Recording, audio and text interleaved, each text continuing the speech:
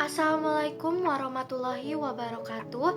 Perkenalkan, nama saya Sandra Harum dengan NIM 20250080272. Pada kesempatan kali ini saya akan memaparkan presentasi dengan judul Pengantar Manajemen Resiko Keuangan, Etika dan Kepatuhan Regulasi. Presentasi ini saya susun untuk memenuhi tugas mata kuliah Manajemen Resiko Keuangan yang dibimbing oleh dosen pengampu kita, yaitu Bapak Dr. Gustian Juanda. Mengapa topik ini sangat penting? Karena tanpa manajemen resiko, organisasi bisa saja terjebak dalam masalah yang tidak terduga. Tanpa etika, integritas bisa runtuh, dan tanpa kepatuhan regulasi, kredibilitas akan hilang. Ketiga hal ini saling terikat dan menjadi fondasi penting bagi keberlangsungan sebuah organisasi ataupun perusahaan. Melalui presentasi ini, saya berharap kita dapat melihat betapa eratnya hubungan antara manajemen resiko, etika, dan kepatuhan, serta bagaimana penerapannya memberi manfaat nyata. Yuk, mari kita bahas materi manajemen resiko ini lebih dalam. Pada slide pertama terdapat pendahuluan. Dalam dunia bisnis yang terus berkembang, perusahaan tidak hanya berfokus pada pencapaian keuntungan semata, tetapi juga harus mampu menjaga keberlangsungan operasional di tengah ketidakpastian. Resiko-resiko yang muncul baik dari sisi operasional, keuangan, reputasi, maupun hukum dapat menjadi ancaman serius apabila tidak dikelola dengan baik. Oleh karena itu, penerapan manajemen resiko dan regulatory compliance menjadi sangat penting sebagai landasan untuk membangun organisasi yang kuat, berintegritas, dan berdaya saing. Jadi, dari penjabaran dalam pendahuluan ini bisa kita lihat bahwa bisnis bukan hanya tentang meraih keuntungan, tetapi juga bagaimana perusahaan mampu bertahan menghadapi resiko yang tak terduga. Resiko operasional, keuangan, hukum, bahkan reputasi bisa menjadi ancaman besar jika tidak dikelola dengan baik. Inilah alasan mengapa manajemen resiko dan regulatory compliance sangat penting.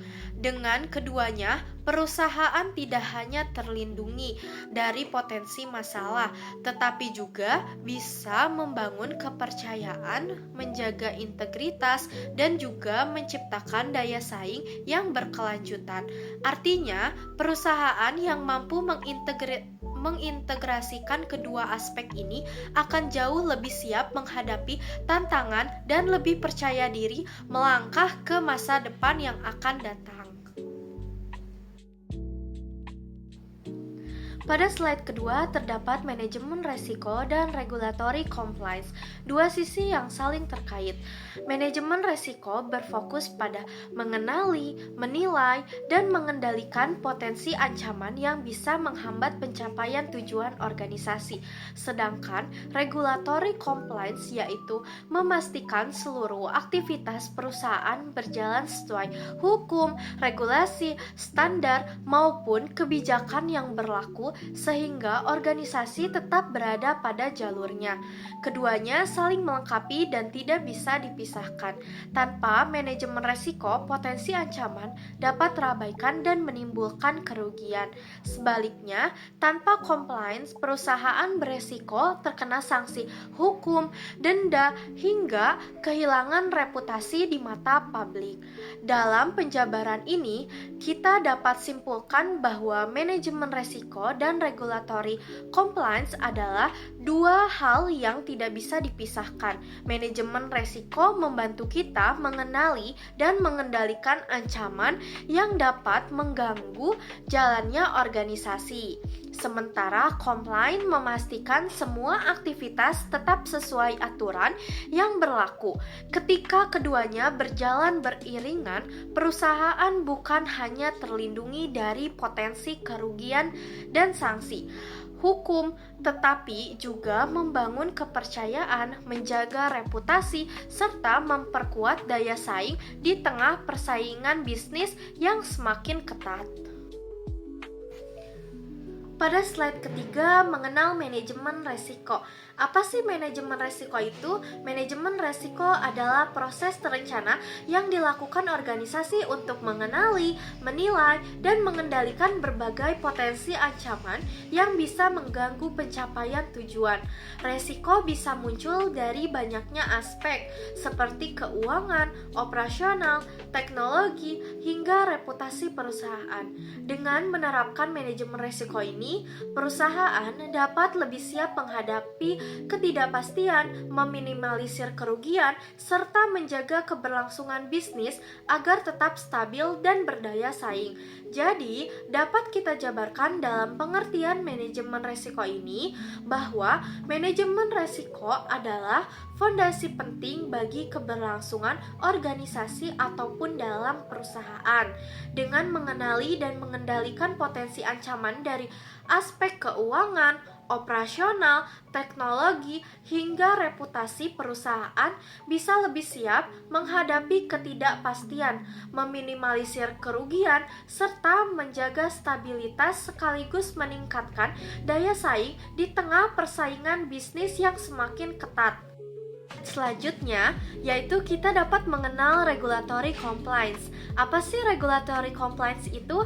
Regulatory compliance adalah proses memastikan setiap aktivitas, kebijakan, dan keputusan organisasi berjalan sesuai hukum, aturan, serta standar yang berlaku. Tujuannya untuk menjaga reputasi, menghindari pelanggaran, serta meminimalisir resiko sanksi atau kerugian. Jadi, kepatuhan regulasi itu ibaratkan kompas bagi organisasi ataupun perusahaan yang memastikan setiap langkah selalu sesuai aturan dan standar yang berlaku. Dengan patuh pada regulasi, perusahaan bukan hanya terhindar dari sanksi, tetapi juga menjaga reputasi, membangun kepercayaan pelanggan dan investor, menciptakan budaya kerja yang tertib, serta memastikan bisnis tetap berjalan aman, efisien, dan juga berkelanjutan. Tantangan integrasi manajemen resiko dan regulatory compliance. Yang pertama ada kompleksitas regulasi, yaitu aturan yang berlaku seringkali rumit, berubah-ubah, dan berbeda antar industri maupun wilayah. Hal ini membuat perusahaan harus terus menyesuaikan diri agar tidak tertinggal. Contohnya, perusahaan perbankan di Indonesia harus mematuhi aturan OJK, Bank Indonesia, serta regulasi internasional. Perubahan aturan suku bunga atau cadangan likuiditas dapat memaksa bank menyesuaikan sistem pelaporan dan strategi bisnis dengan cepat. Yang kedua ada pemahaman dan keahlian khusus, yaitu integrasi memerlukan sumber daya manusia yang benar-benar paham baik aspek resiko maupun regulasi. Tanpa kompetensi yang cukup, implementasi bisa terhambat. Contohnya, sebuah perusahaan farmasi harus memiliki yang paham standar keamanan obat atau yang disebut BPOM, sekaligus mampu menilai resiko distribusi dan produksi. Jika tenaga ahli yang menguasai kedua terbatas, proses persetujuan obat baru bisa tertunda. Yang ketiga ada koordinasi antar departemen, yaitu karena resiko dan kepatuhan menyangkut banyak fungsi dalam organisasi, koordinasi lintas divisi sangat penting. Jika koordinasi lemah, informasi bisa terputus dan kebijakan tidak berjalan efektif. Contohnya, di perusahaan manufaktur, bagian produksi, keuangan, dan hukum harus bekerja sama untuk memenuhi standar lingkungan hidup. Jika bagian produksi tidak melaporkan limbah dengan benar, sedangkan bagian hukum sudah menyiapkan laporan kepatuhan, perusahaan tetap akan beresiko terkena sanksi. Pada slide selanjutnya yaitu ada keuntungan integrasi manajemen resiko dan regulatory compliance. Yang pertama ada efisiensi operasional dan pengurangan biaya. Integrasi mengurangi tumpang tindih proses, mempercepat alur kerja, serta menekan biaya akibat resiko dan pelanggaran aturan. Yang kedua, meningkatkan kepercayaan publik dan investor. Kepatuhan dan manajemen resiko yang baik membangun citra positif, meningkatkan kepercayaan, sekaligus memberi ruang lebih aman untuk berinovasi. Yang ketiga, mendukung pertumbuhan pertumbuhan berkelanjutan. Perusahaan memiliki landasan yang aman untuk berinovasi tanpa khawatir resiko besar atau sanksi hukum.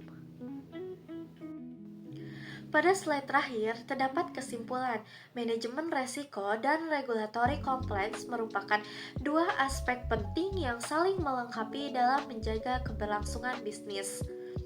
Penerapan keduanya tidak hanya membantu perusahaan mengantisipasi dan mengendalikan resiko, tetapi juga memastikan kepatuhan terhadap regulasi yang berlaku. Integrasi manajemen resiko dengan kepatuhan hukum menciptakan efisiensi operasional, meningkatkan kepercayaan publik maupun investor, serta memberikan ruang yang aman untuk berinovasi. Dengan demikian, kombinasi ini menjadi fondasi utama untuk membangun organisasi yang kuat, berintegritas, dan juga mampu bertumbuh secara berkelanjutan di tengah persaingan global. Sekian pemaparan yang saya sampaikan. Terima kasih.